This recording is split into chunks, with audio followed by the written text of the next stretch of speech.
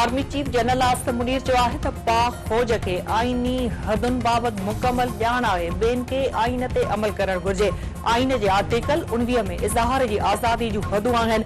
इज़हार जी आज़ादी जी लताड़ कंदा ॿियनि ते आङुरियूं नथा खणी सघनि। गज़ा में पोढ़नि औरतुनि ॿारनि जो क़त्ल सबूत आहे त दुनिया में तशद्दुद वधी रहियो आहे। भारत वालाल कश्मीर ते नाजाइज़ कब्ज़ो कयो आहे। भारतीय अगराई ते दुनिया जी ख़ामोशी संदन आवाज़ खे दबाए नथी सघे। हू कश्मीरी भाइरनि जी इख़्लाक़ी सियासी ऐं सफ़ारती हिमायत जारी रखंदा। हथियारनि जी डोड़ सां ख़िते में ताक़त जो तवाज़ुन ख़राब थियण जो इम्कान आहे। पाकिस्तान एयरफोर्स अकेडमी रिसालपुर में कैडेट्स जी passing out parade air chief marshal Zaheer Ahmed Babar तरफ़ां परेड जो मुआइनो। Army chief general Asim Munir जी तक़रीब में ख़ासि महिमान तौर ते शिरकत।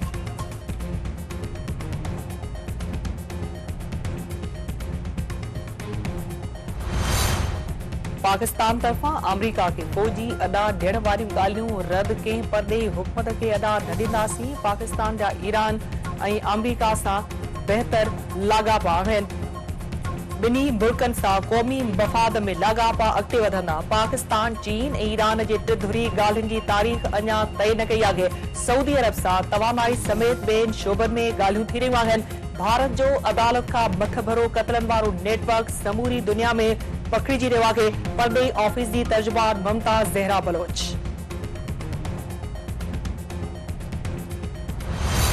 सिंध सरकार तरफ़ां धाड़ेलनि ऐं संदन मददगारनि ख़िलाफ़ बि सख़्त कार्रवाई करण जो ऐलान। हथियारनि जी निमाइश ते पाबंदी। ॿारनि खे मंशियात खां महफ़ूज़ रखण लाइ स्कूलनि जी सख़्त निगरानी करण जो फ़ैसिलो। वॾे वज़ीर मुराद अली शाह जी सदारत हेठि एपिक्स कमेटी जो इजलास।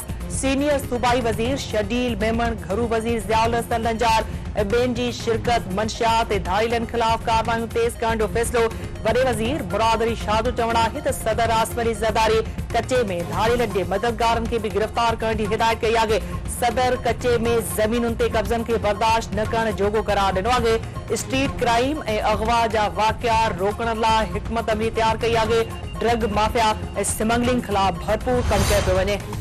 सिंध काबीना कराची में रेंजर्स जी मुक़ररी जे मुदे में वधीक 180 ॾींहनि जी वाद जी मंज़ूरी ॾेई छॾी। वॾे वज़ीर सैयद मुराद अली शाह जी सदारत हेठि सिंध काबीना जो इजलास। सूबाई वज़ीरनि, चीफ सेक्रेटरी ॿियनि जी शिरकत। सुप्रियो बंद ख़ुदा बख्शवा ऐं राइस किनाल जी मरमती कम जी मंज़ूरी। कराची, हैदराबाद ऐं ॼामशोरे डेवलपमेंट अथॉरिटीज़ खे ग्रांट ॾियण जी मंज़ूरी।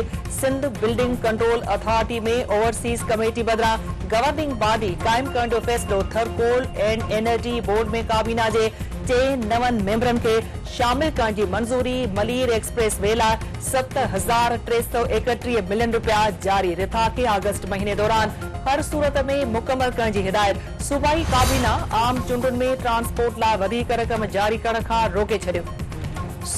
सिक्योरिटी फोर्सेस जो टांग में दहशतगर्दनि ख़िलाफ़ ऑपरेशन। 3 दहशतगर्द मारिजी विया। मारिजी वियल दहशतगर्दनि जी अज़मत उर्फ अज़मती, करामत उर्फ हुनसला ऐं रिहान नाले सुञाणप।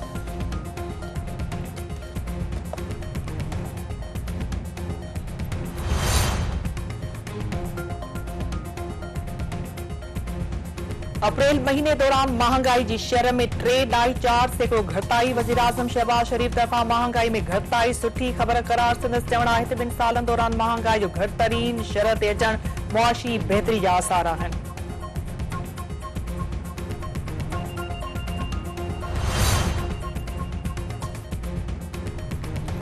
कराची के मुख्तलिफ इलाक़नि में ज़िलज़िले जा झटका। गडाप ऐं काठोड़ में ज़िलज़िले जे झटकनि सबबि शहरनि में ॾहका। ज़िलज़िले जे माप कंदड़ मर्कज़ जो चवणु आहे त कराची में ज़िलज़िले जी शिदत 2.3 रिकॉर्ड कई वई आहे।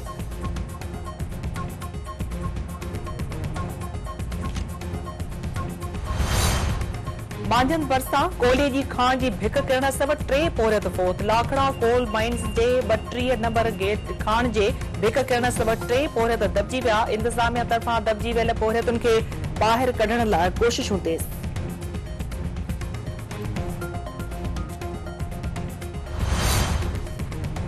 सिंध में उर्डी जे मर्ज़ ते ज़ाब्तो न अची सघियो। वधीक 5 ॿार पोइ सिंधड़ी भरिसां हिंगोरने में 5 वरहनि जो मुजाहिद 7 वरहनि जी निंगरी सजा 16 फोत।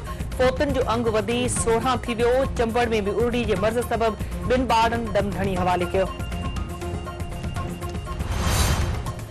इंग्लैंड ऐं आयरलैंड खिलाफ़ सीरीज़ लाइ T20 टीम जो ऐलान। आज़म खान, इरफान खान ऐं मोहम्मद रिज़वान जी वापसी। ज़मान खान, उस्ताद मीर, राब साइम, अयूब फखर, ज़मान, शादाब खान, इमाद वसीम स्क्वाड जो हिस्सो था।